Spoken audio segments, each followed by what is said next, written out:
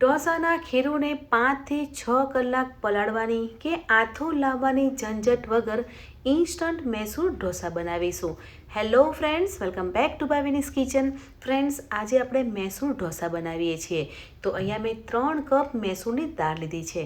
દાળને 2 થી 3 વાર ધોઈ લેવાની છે અને 3 થી 4 કલાક પાણીમાં પલાળીને મૂકી દેવાની છે. તેમજ મેં 1 કપ પૌવા લીધા છે, તો પૌવાને પણ 1 થી 2 વાર ધોઈ લેવાના છે. અહીંયા 4 કલાક થઈ ગયા છે, તો દાળમાંથી પાણી અલગ કરવાનું છે અને મિક્સર જાર લેવાનું છે અને જારમાં મૈસૂર દાળ લઈ લઈશું. અહીંયા મેં 3 વાડકી એટલે 3 કપ મૈસૂર દાળ લીધી છે. તમારે 1 કે 2 કપ મૈસૂર દાળ લેવી હોય તો પણ લઈ શકો છો. અને 1 કપ પૌવા પલાળ્યા હતા, તે પૌવા પણ મિક્સર જારમાં લઈ લઈશું. આજે હું ઇન્સ્ટન્ટ ઢોસા બનાવું છું ત્યારે મેં ગાજર લીધું છે, પણ જો તમારે ગાજરનો ઉપયોગ ના કરવો હોય તો સ્કીપ કરી શકો છો. સાથે 10 થી 12 લસણની કળી લેવાની છે, 3 લીલા મરચાં અને ગાજર ઉમેરી લઈશું. અને તમારે સ્પાઇસી જોઈતું હોય તો લીલા મરચાં વધારે પણ લઈ શકો છો. હવે મિક્સર જારનું ઢાંકણ બંધ કરી લઈશું અને ઢોસાનું બેટર બનાવીએ છીએ ને તે બેટર બનાવી લઈશું. અને જરૂર લાગે તો થોડું પાણી ઉમેરવાનું છે અને બેટર બનાવી લઈશું.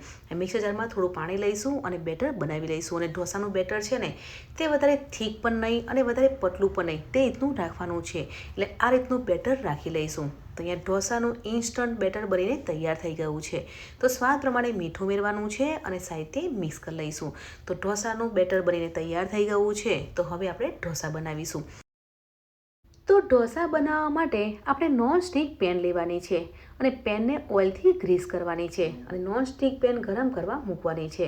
હવે નોનસ્ટિક પેન ગરમ થઈ ગઈ હશે ને એટલે આપણે શું કરવાનું છે કે થોડું પાણી સ્પ્રિંકલ કરવાનું છે અને સાફ કપડાથી ક્લીન કરી લઈશું. એટલે નોનસ્ટિક પેનનું ટેમ્પરેચર છે તે જળવાઈ રહેશે.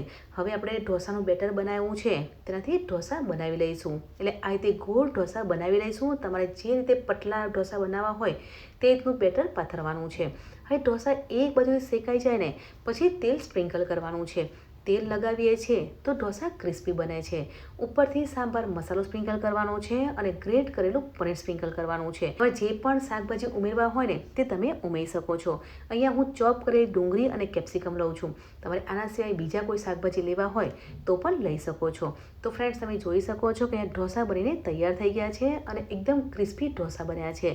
તો પ્લેટમાં લઈ લઈશું અને તે જ રીતે બીજા ઢોસા બનાવી લઈશું. ફ્રેન્ડ્સ, આજે આપણે મૈસૂર દાળના ઇન્સ્ટન્ટ ઢોસા બનાવ્યા છે. આપણે ઢોસાનું કે ઢોકળાનું ખીરું બનાવીએ ને તો ખીરુંને 5 થી 6 કલાક પલાળીને મૂકી રાખીએ છીએ. એટલે ખીરુંમાં આથો આવે ને પછી જ આપણે ઢોકળા કે ઢોસા બનાવીએ છીએ. પણ આજે આપણે ઇન્સ્ટન્ટ મૈસૂર ઢોસા બનાવ્યા છે તો ઢોસાના ખીરુંને 5 થી 6 કલાક પલાળીને મૂકી પણ નથી રાખ્યું કે ઢોસાના ખીરુંમાં આથો પણ નથી લાયા, છતાં પણ ઢોસા ક્રિસ્પી બને છે. જે માર્કેટમાં ઢોસા મળે છે ને તેવા ઢોસા ઘરે બનીને તૈયાર થઈ જાય છે. તો આ જ રીતે આપણે બધા ઢોસા બનાવી લઈશું. અને આજે મેં ઢોસા બનાવ્યા છે ને તેમાં પનીર અને વેજીટેબલ લીધા છે. તમારે પ્લેન ઢોસા બનાવવા હોય તો પણ બનાવી શકો છો. તો આ જ રીતે આપણે બધા ઢોસા બનાવી લઈશું. તમારે આ રીતે ગોળ રોલમાં પણ ઢોસા બનાવવા હોય તો પણ બનાવી શકો છો.